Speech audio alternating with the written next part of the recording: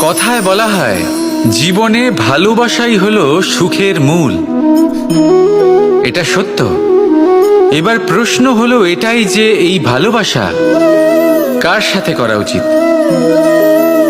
যদি আপনি কিছুক্ষণের জন্য সুখ পেতে চান তাহলে ভালোবাসুন নিজের রুচি মতো। যদি আপনি কিছুদিনের জন্য সুখ পেতে চান ভালোবাসুন নিজের বন্ধুদের। যদি আপনি কয়েক মাসের জন্য, কয়েক বছর বা অনেক বছরের জন্য সুখী হতে চান তাহলে ভালোবাসুন নিজের পরিবারকে, মাতা পিতা, নিজের সন্তান, স্বামী স্ত্রী, নিজের আত্মীয়দের। কিন্তু যদি আপনি চিরকালের জন্য সুখী হতে চান তাহলে ভালোবাসতে হবে শুধু নিজের কর্মগুলিকে। কারণ সম্পর্ক যেমনই হোক না কেন কখনো না কখনো ভেঙে যাবেই। এই সংসার হলো এমনই যে যাদের সঙ্গ আমরা পাই তাদের সঙ্গ একদিন ত্যাগ করতে হয়।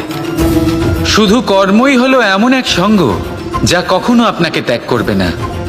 আপনার মৃত্যুর পরেও এই কর্ম আপনাকে বাঁচিয়ে রাখবে। তাই সবসময় মনে রাখবেন, এই কর্ম ধর্ম মনে করে পালন করা উচিত।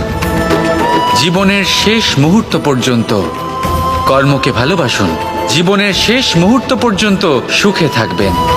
আর আমি তো সবসময় বলি, শুধু কর্ম করতে থাকো, ফলের চিন্তা করো না। তাহলে আসুন আর আমার সাথে ভালোবেসে বলুন, রাধা রাধা।